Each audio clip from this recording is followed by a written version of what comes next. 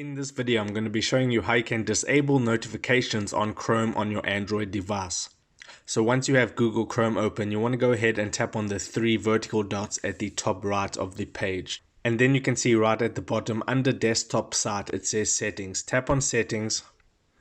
And then the second option from the bottom is notifications. Tap on that and it will bring you to this page. Now at the very top you have a toggle switch, and if you toggle that off, that will turn off all notifications on your Chrome for your Android device. But if I go ahead and toggle that on, you can now go under general and turn off various notifications for different parts of Chrome. So if you want to go ahead and do it that way, or you just want to turn off all notifications, you can go ahead and do so. So that is how you disable notifications on Chrome. If you got some value out of this video, then I would appreciate it if you smash that like button and consider subscribing, because I'm uploading how-to videos about social media and your favorite apps every single day. So with that being said, I'll see you in my next video.